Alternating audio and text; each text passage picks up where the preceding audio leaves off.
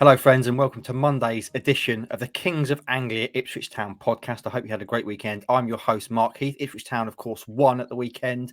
And as Andy Hutchwarren told you, a win is better than a loss. That could be the name for this week's show. But before we get going, three Kings join me today, and there's only one place I can start. If you're watching on video, you can already see him with the tousled hair of a successful author. Our very own Shakespeare, the Bacon Bard, the Big Porker. Mike Bacon is back into his house, baby. Mike, how are you? How was Hollywood? When can we see 38 Sleeps coming to Netflix or Amazon Prime or Apple TV soon? Well, Heath, thank you very much. I mean, I must confess, it has been a very hectic few months, to say the least. And yes, Hollywood, well, it was wonderful, absolutely extraordinary. I mean, what a place is. I mean, it's you probably know it's a little village up near Bromsgrove in Worcestershire called Hollywood, and of course I've got family up there, and that's where I've spent most of Christmas, because it was my Auntie Fanny's 80th birthday. Would you believe? And no, I don't believe that for a second. No, well, yes, it was, and her and Uncle John had huge celebrations over the Christmas period. Allowed me to take 1,000 books up. For extraordinary signing session over Christmas. So up at Hollywood there, I had a great time. It was really extraordinary. I've been away for a little while, so it wasn't just up there, Heath. Do you want me to carry on where else I've been? Because please, absolutely. Okay, yeah. I think the KOA Army need to know, because while I was up there, I got talking to a friend of mine who runs a cruise ship, and we went on a little cruise just down to the Canaries, because a friend of mine down there has opened a restaurant, Vamos La Porca. I mean, can you extraordinary?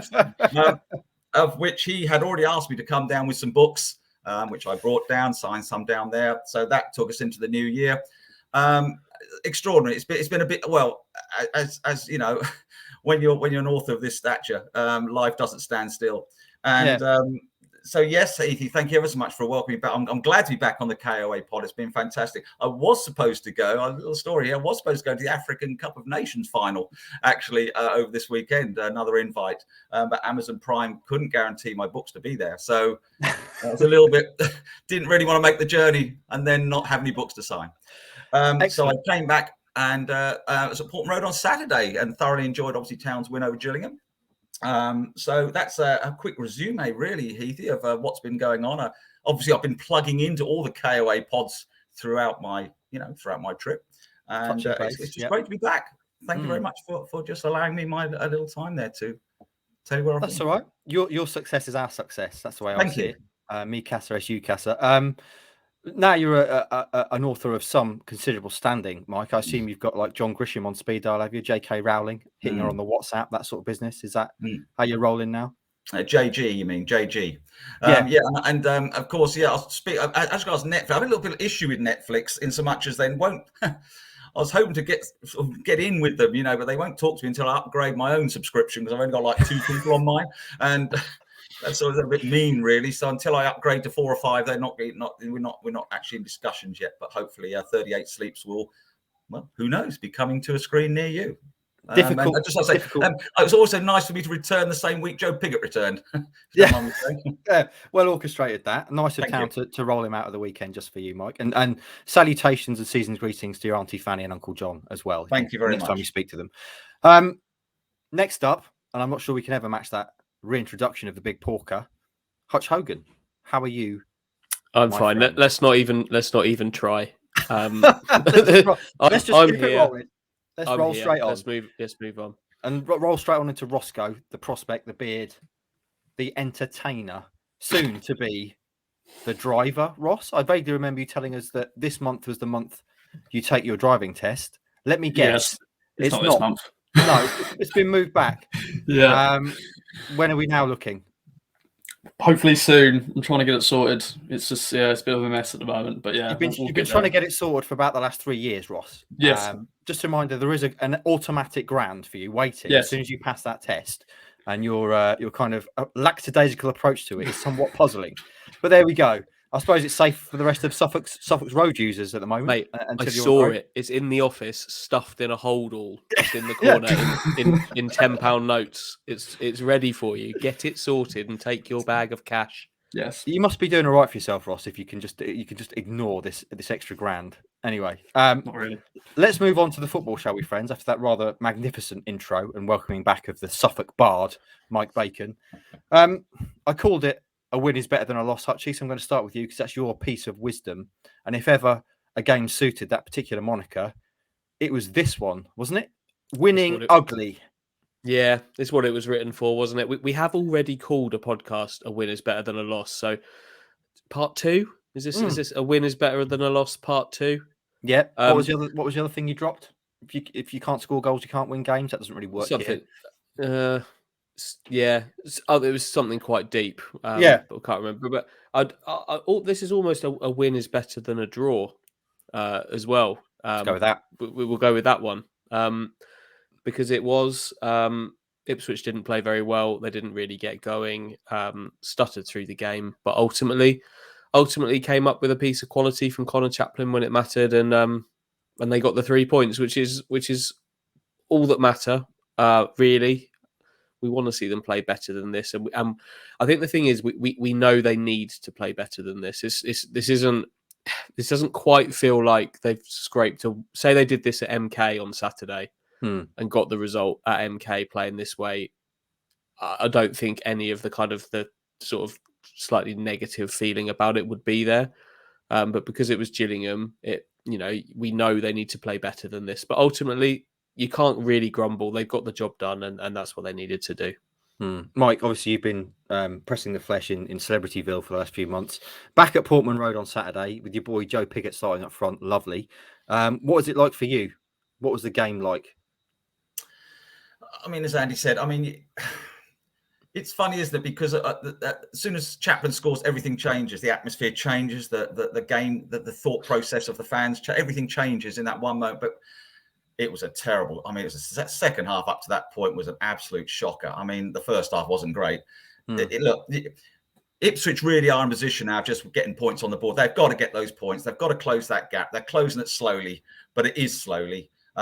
But as Andy rightly said, if they do that at MK, if they grab that sort of ugly, horrible performance at MK on Saturday, fantastic. But at home, you just want a bit more, don't you? You want a few more crosses in the box. You want a bit more oomph. You want a bit more attacking football.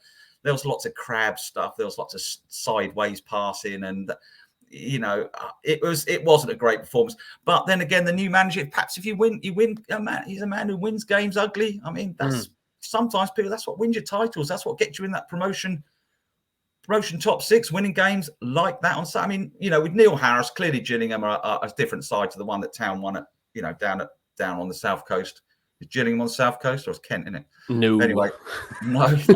Where am I thinking? Anyway, but no, don't have to worry about stuff like that. I don't worry about. I get chauffeur driven. I don't care where they. I don't really. So they're a different side. New manager, of course, they look quite organised actually, which was quite nice for them and their fans, but. It wasn't. It's literally is 3 points, park, and for God's sake, let's just move on. And I think that's just about it. I was glad to see Piggott play, by the way.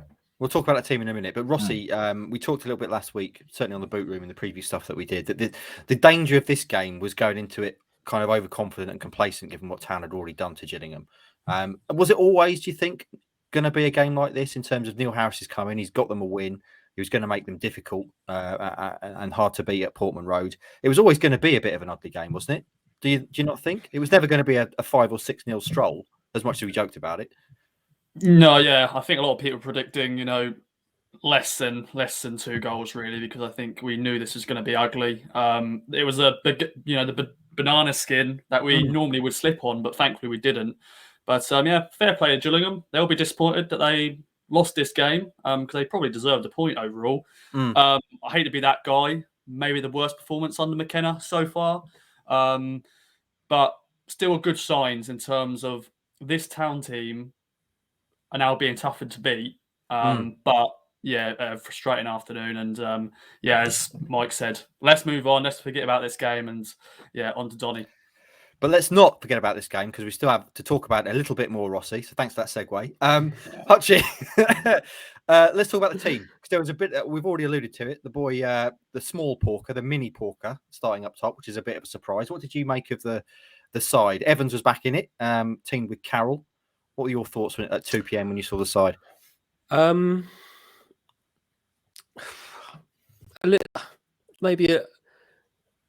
not seen enough from Joe Pigott to think he was ready, but deserved to come in for a start. But Kieran McKenna sees him all week in training. He sees a lot more of him than me. So in a way, I was glad to see him get a chance. In another, I was a little puzzled by it, I think. I don't particularly like James Norwood out on the left, which is where he kind of started the game, and it drifted around a little bit from the front three did from that point on. They popped up in different positions, but kind of as a nominal kind of left-sided attacker, I don't really like James Norwood in that position. I think you lose the best of him. I didn't think the midfield at Sheffield Wednesday, which was El Mazzuni and Backinson, offered enough. So to see Evans and Carroll in for them, I guess I was pleased by that. But going on to how these guys played, I just think they're missing Sam Morsey in that midfield so much, or somebody that can drive with the ball through the middle of the pitch. They haven't got the midfield blend without him in there, and it was the same with these two. I thought Evans did okay. I think he's one that people are can be quite negative about, certainly. But I thought he did okay. His job is to kind of sweep the ball around. But Tom Carroll, that's his inclination as well, is to kind of do that as well. And it just became a very one-paced midfield that kind of funneled the ball out wide. I thought Pigott had a few decent moments where he was able to come deep and hold the ball up a little bit, but he had as many where it bounced off him, and I'm not sure he got in the game anywhere near as much as he would have wanted. So that's where it kind of broke down. The injury to Wes Burns didn't help. Dominic Thompson wasn't able to get forward particularly much down the left, which you need these wing backs to do. So there were quite a few areas of this team that didn't function. It's including the goal scorer Connor Chaplin, who thankfully came up with a real moment of quality, but this wasn't his best Ipswich game either.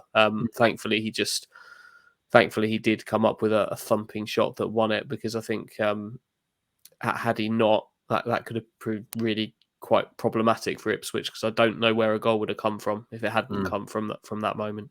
What's your take on Pigott starting? Because it's his first start in God knows how long, wasn't it? We've heard McKenna talk about how he and Jackson have got important roles to play before the end of the season, and clearly they've got this kind of striking situation where they need to keep a bunch of good strikers happy. Do you think we're going to start seeing this kind of a bit more now in terms of Bond dropping out? He's done it before, hasn't he? He rested Bond and brought him back. I think that was a Saturday for a Tuesday game, or vice versa. Obviously, they're at Doncaster tomorrow. Can you see the arguing for that, the reasoning behind that? I can certainly see the argument in giving Bon a rest. If I'm honest, I think it was getting to the point where Macaulay needed a bit of a rest around the time of McKenna's appointment.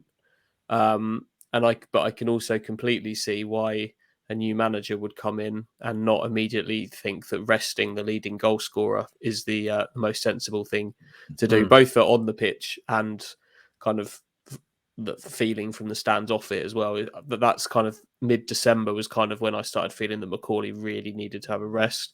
But I hope we don't get into kind of a rotation game from this point. I want to see someone. And I think that person is Macaulay Bon, because I think he showed some when he came on. I think he showed just that little bit more control. It was easier to do that, I guess, because the game, they were 1-0 up at that point, and Gillingham were a little bit more open. But I don't know. For me, I don't think Pigott did. I don't think he did enough to kind of push his case. Hard to do. I think I'm right in saying that's his second league start since August, which is mad considering what we thought he could be for Ipswich. And you have to be fair and say it's tough to come in and deliver immediately. But sadly, he's in a position where he needs to come in and deliver immediately because they have got options there. So he'll need to do. For me, he needs to do more than that if he's gonna really force his way into the team. Mike, what were your observations of the team, and Pigott in particular? We know he's your boy. There was some criticism from the KOA fan social guys afterwards, notably David Flisher, who referred to Pigott just not having the mobility. I can't remember the exact quote, but he said he's as mobile as an old van or something like that. A tank, that's it. Is that a fair criticism, do you think, with Pigott? Well, yeah. I mean, it's not going to be. It wasn't Pigott's greatest game, was it? I mean, as Andy said, that was his second start since August. I mean, this is a guy who scored goals for fun last year and last 2 or 3 years. He just needs a run. He just needs a run of games. I don't think he's going to get it. And the trouble is, Cook never gave him any opportunities, or very few. And now I think McKenna's just sort of like trying to find what he wants to find. Norwood, I don't understand what Norwood was, what position he was really supposed to be playing. 1 minute he was on the left, then he was on the right. Pigott, would he benefit? Pigott and Bonne? I don't know. Have they played together? I know they did at Cheltenham, because I remember Pigott glancing on the header for Bonne to miss from 6 inches. I mean, that's Pigott who flicked the ball on for Bonne to go around the keeper, wherever he did, and Bonne missed it.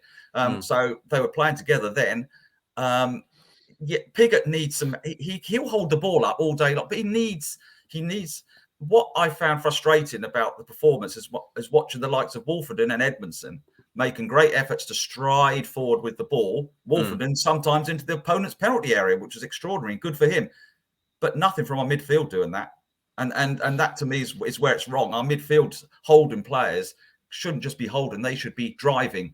And I don't. And then I think you could play off Pigott more. Instead, you're just playing the ball up to Pigott, expecting him to hold it off, and just do what? Play it sideways.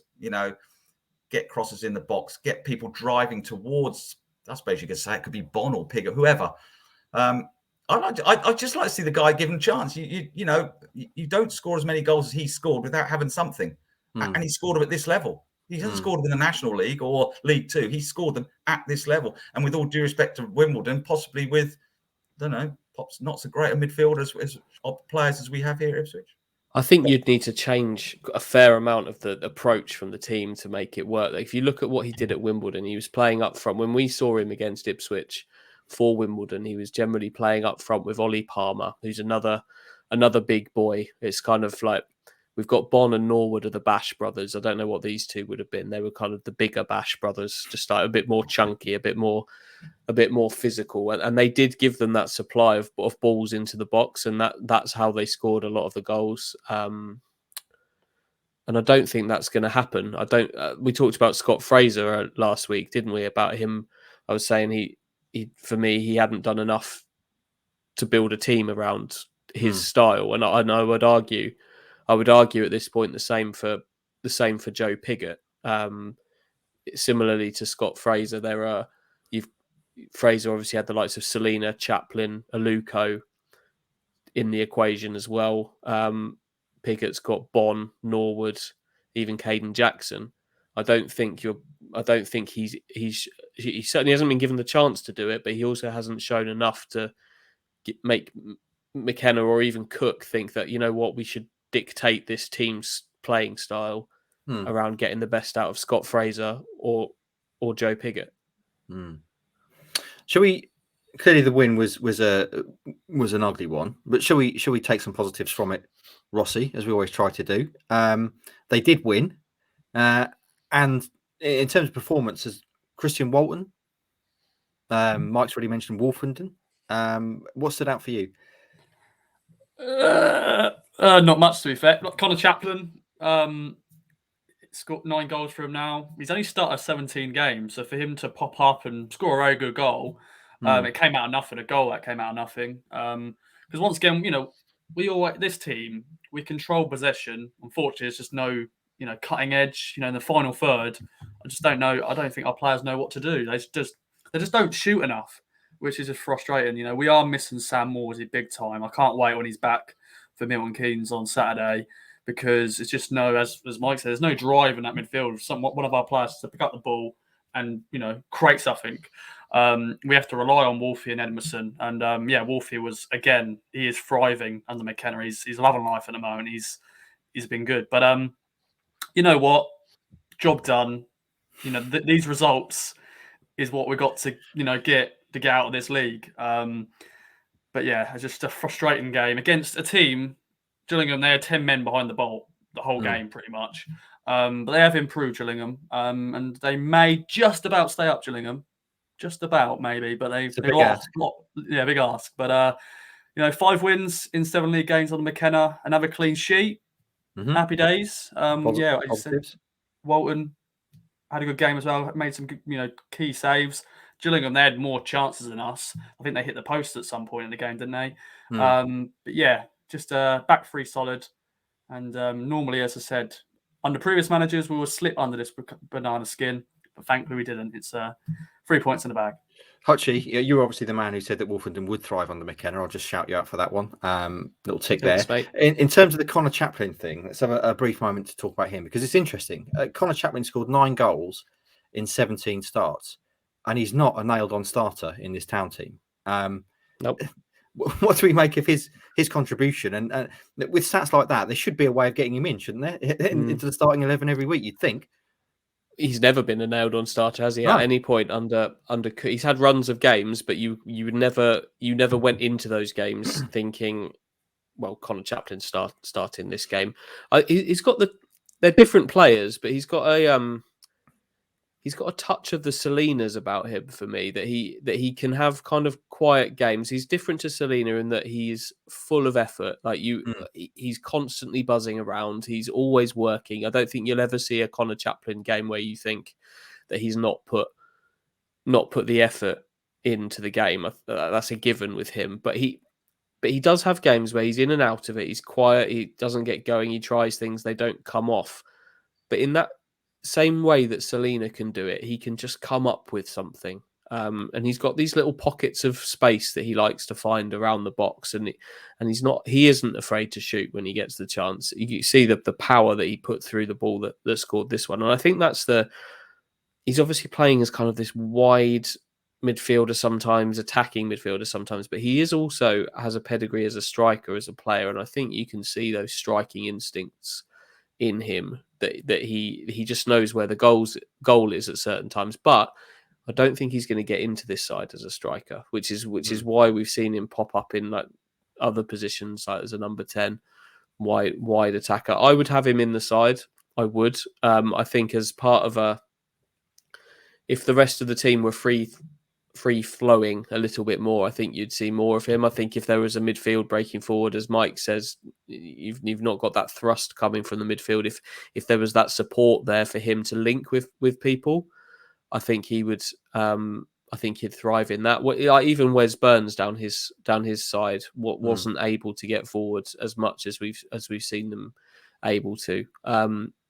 A Wes Burns in the final third that is there for Chaplin to link with would help him as well. But he seems to be able to come up with the moments, and that's what you need from a player. I really like him as well. I think they've signed a good person in him. I think they've signed someone that wants to be part of the club, and he seems very keen to be kind of involved in off the pitch things as well. So he's one that I think is a long-term thing for Ipswich. It would just be nice to find a role in a team that really, really suits him.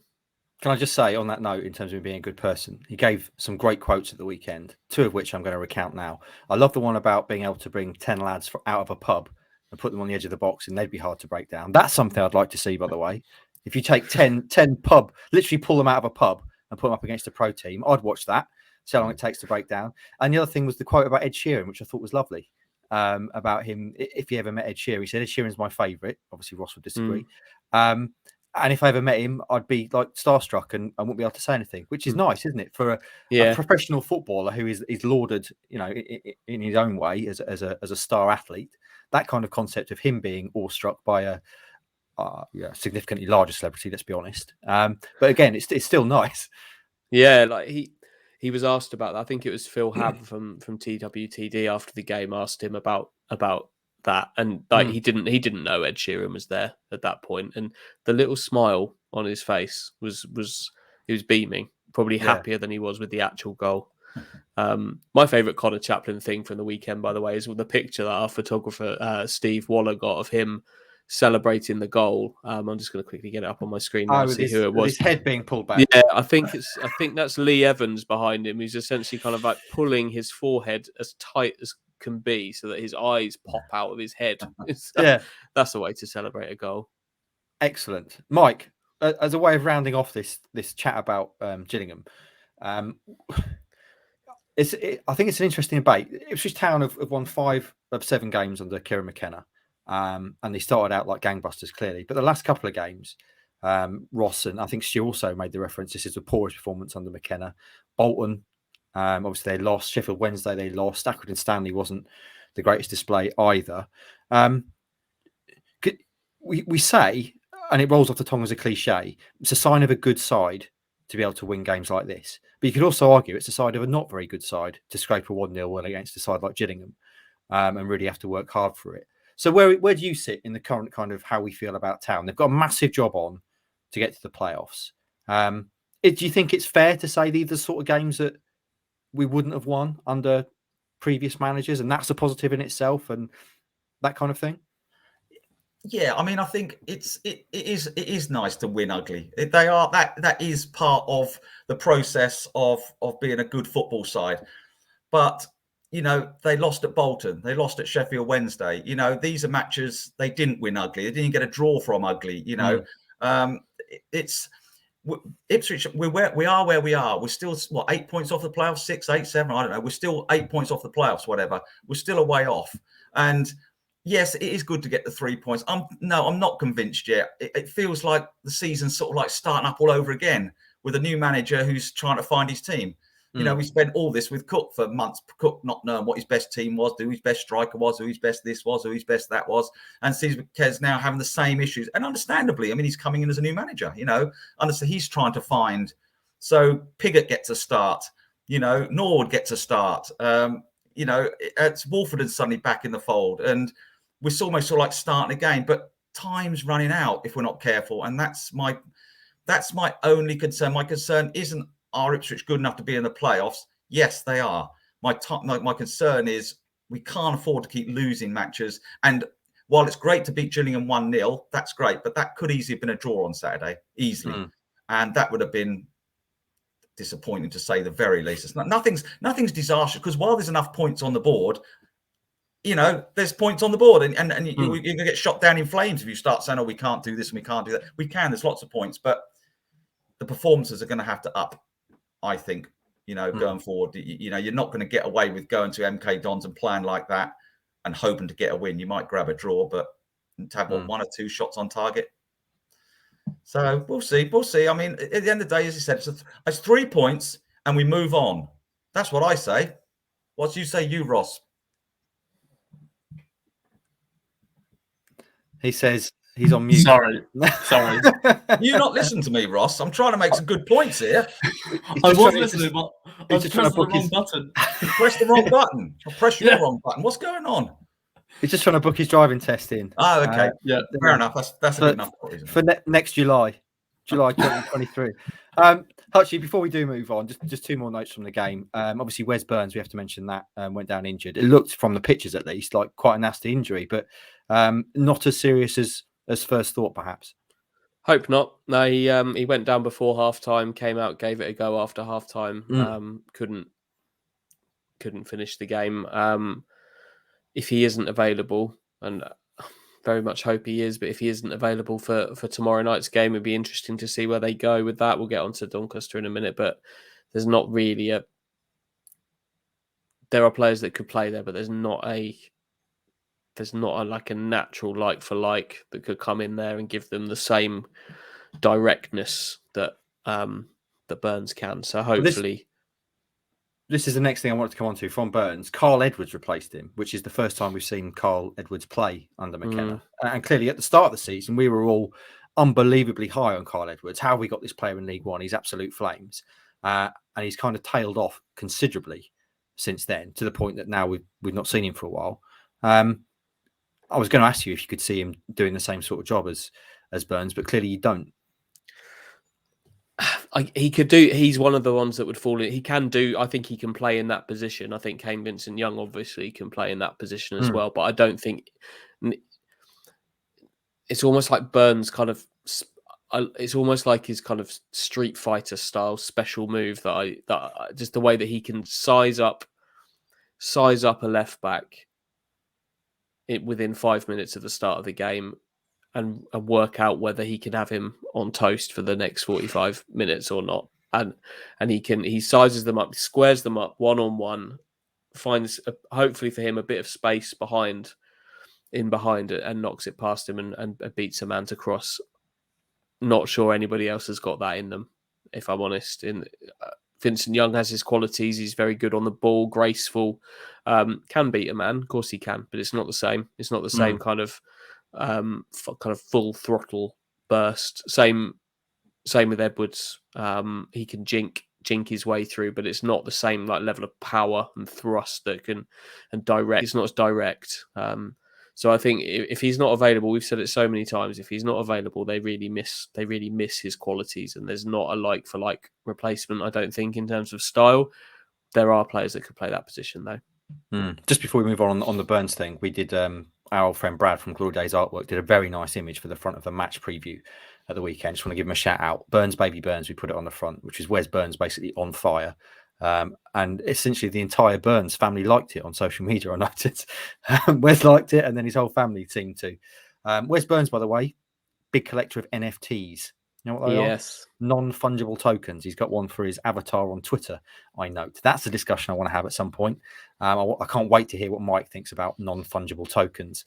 But now I want to know what we all think about Doncaster, because going into the next game, Doncaster. We looked at these two games. Gillingham struggling. Town have already hoshed them once this season. We thought easy win. And then Doncaster, bottom of the table. Town absolutely spanked them 6-0. Lee Evans' best in start of the season earlier this campaign. But now suddenly again, Gillingham were suddenly a different proposition under Neil Harris. And now Doncaster have only gone a bloody one at Sunderland. They beat Sunderland, which is a tremendous result. So Hutchie, how are you feeling about this one going to Doncaster tomorrow night?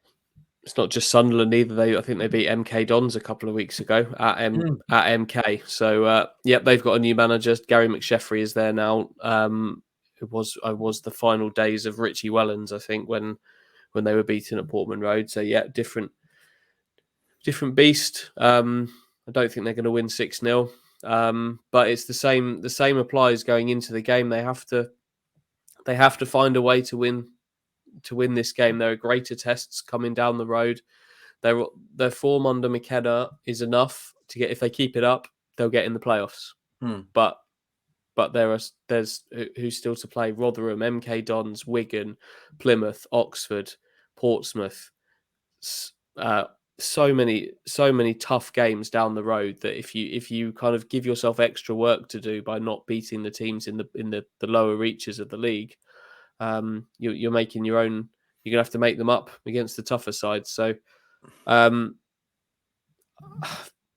would still back Ipswich to win this game. I still think they can win this game. But I think they could be in for a similarly tough night to the one that they've had on Saturday. But it's another game I go into thinking that they really need to win it. It's really important that they win it. Yeah, they absolutely have to win it, don't they, Mike? Is this game giving you a different feel to earlier in the season? On paper, you'd say a game that Town should win, and they clearly have to win. But it's going to be significantly tougher, isn't it, going to Doncaster, especially off the back of a result like they had at the weekend? Yeah, but possibly the best result Ipswich could have had was that Doncaster beat Sunderland on Saturday, mainly because I don't think they'll win 2 on the trot. Okay.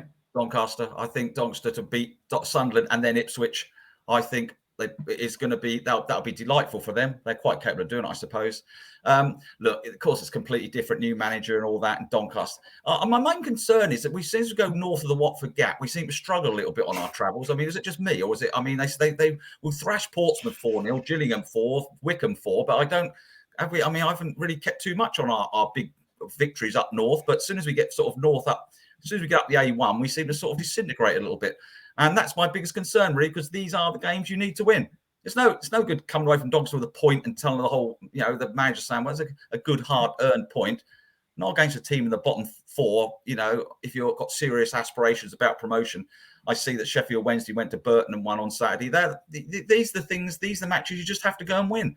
Yeah, bizarrely, I think Doncaster beating Sunderland could be in our favour, because I think that's result the season possibly so far for Doncaster. To follow it up, well, of course they can follow it up, but it doesn't always happen that clubs follow it up. They often then have a little bit of let's be after the Lord Mayor's show, perhaps on Tuesday night. Is it called the Keep Moat, Andy, still? I think so. That's certainly what I call it.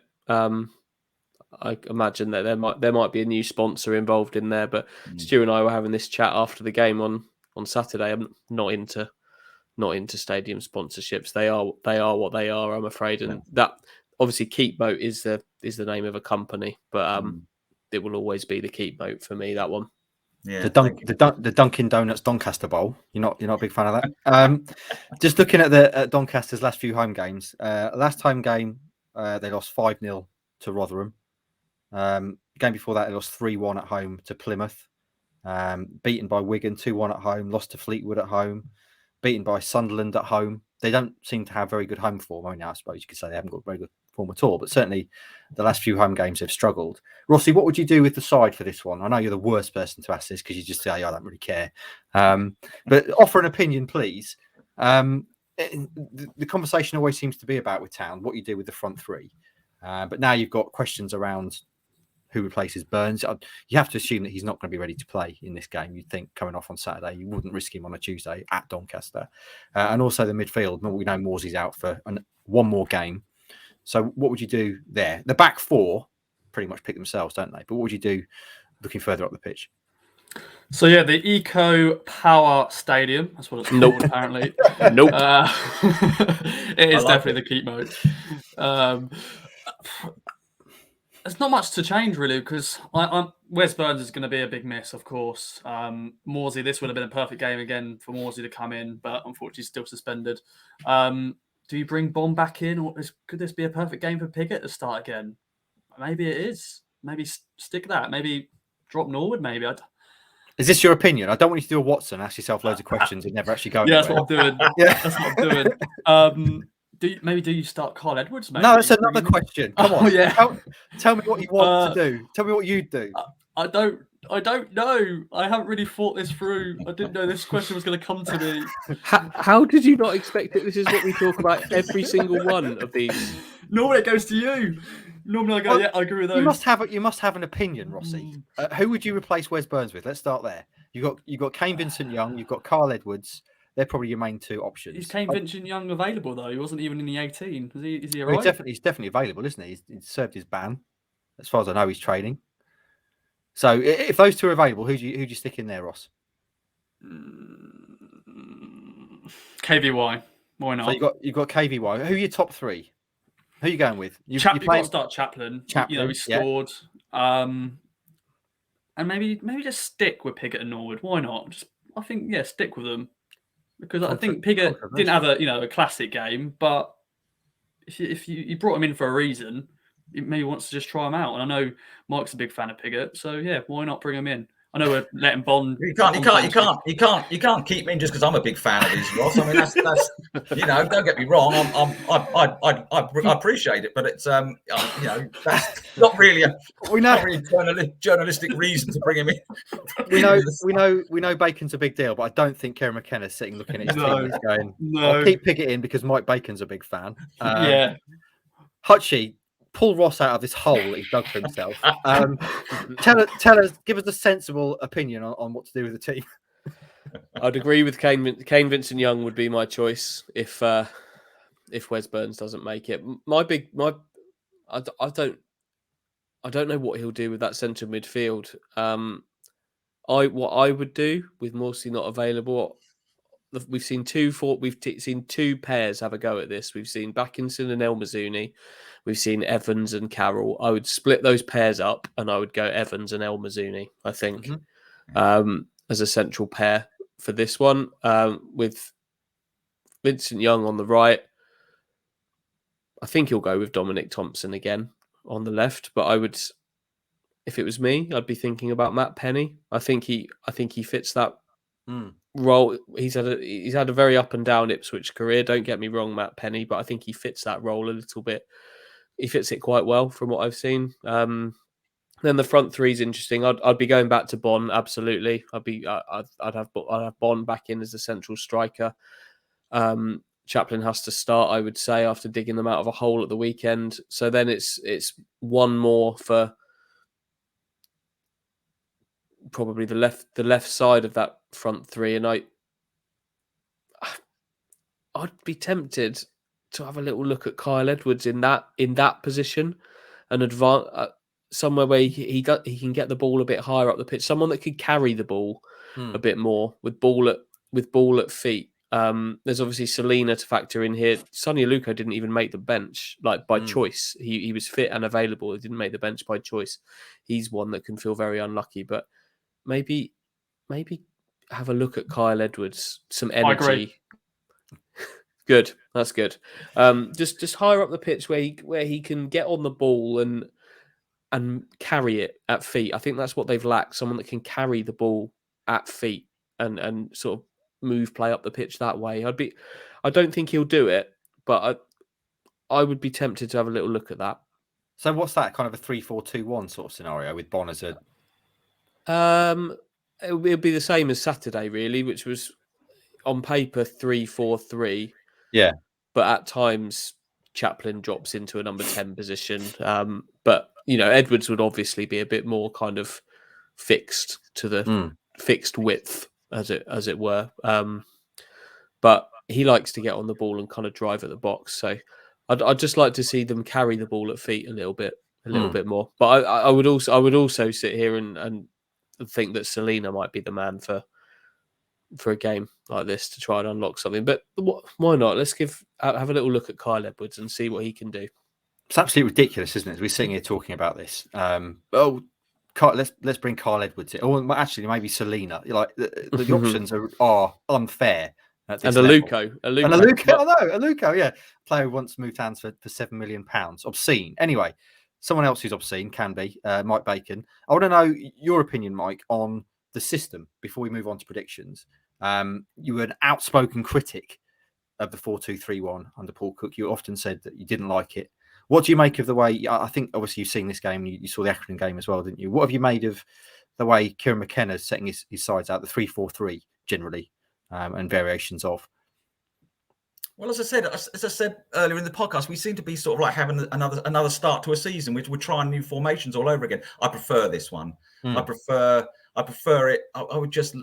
I prefer as it is because I like the fact we have two up front pretty well, or two. We seem to have two strikers on the pitch more often than not.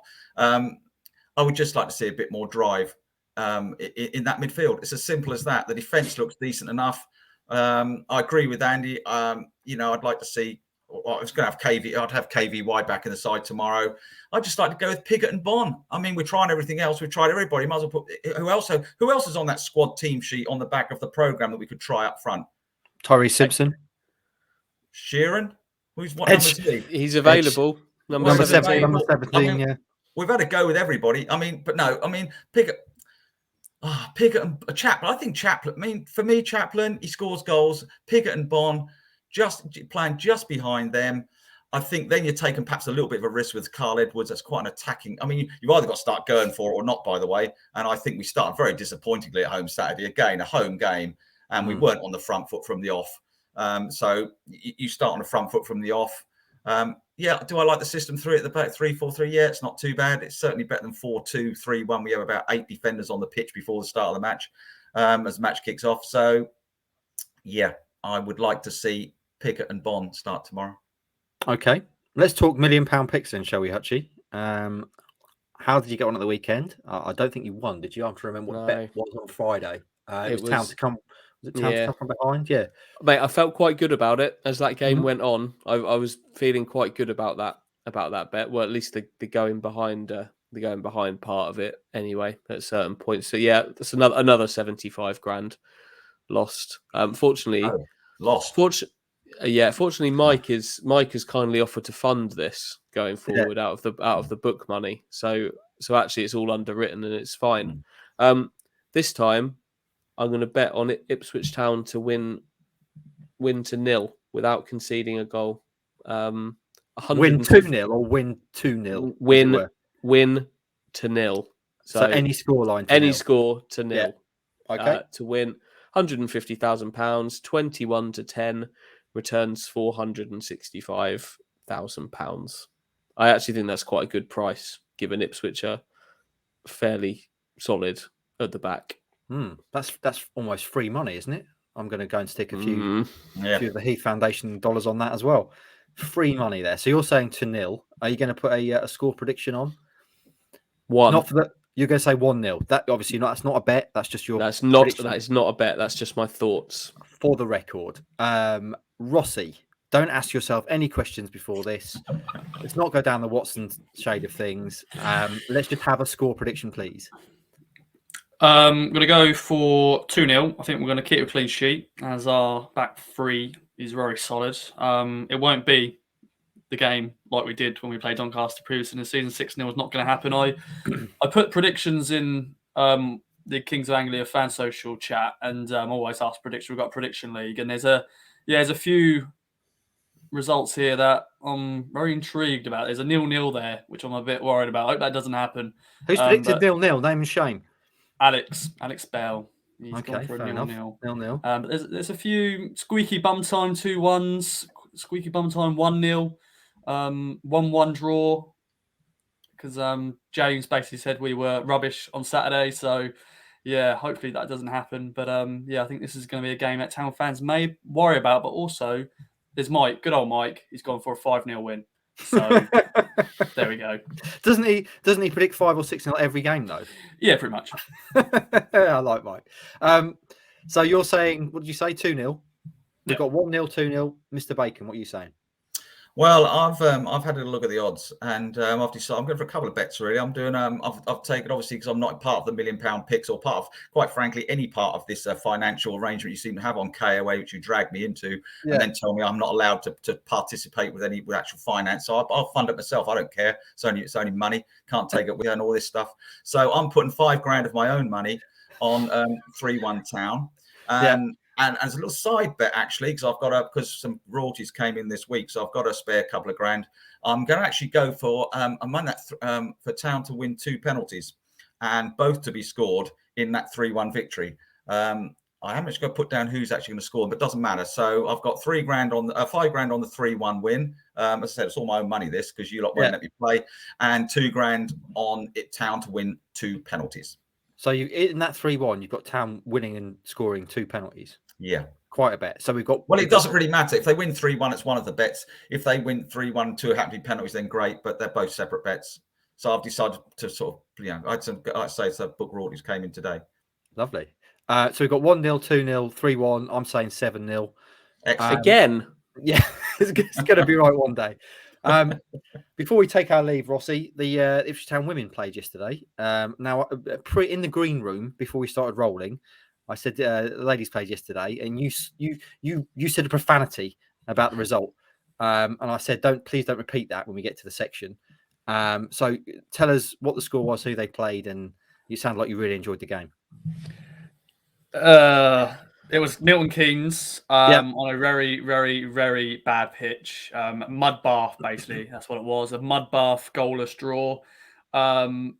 I feel sorry for everyone who watched that game and witnessed that game because you couldn't play football on it. You couldn't even do a pass. Where was it? Was it away? So it was supposed to be at Stadium MK, but we won't get into that. But it was at Wootton Blue Cross Football Club. And the pitch just wasn't playable, but they still played a game. And 0-0 draw, disappointing result. Move on to the next one. Normally, my Sundays is if the Saturday game for the men is if that was rubbish. Normally, I can then, the women are going to win. Yeah, pretty much. But no, it wasn't a good weekend overall. Really, it was a bad result, bad game, and mud bath pretty much. Move on. Where does that leave us in the league then? Obviously, they're still top. How are we doing? Still top. Southampton, of course, Oxford are our battlers, but they're currently just in cup games. They've got so many games in hand, so we're just looking behind us, just wanting them to play games. So there'll be a Track the Girls Talk podcast later in the week to discuss this game more in depth, although nothing really happened. So it was bad. It's bad. Yeah, but do still listen to the podcast. Yes. Yeah, Rossi's selling of shows is unbelievable. Yeah, it was rubbish. Probably talk about it, maybe not. Boys, any other business? Hutchie, anything else going on in your life you can tell us about? You told me yesterday you were at a kids' party, which sounds hellacious. How was that? Very nice. Yeah. That's the line.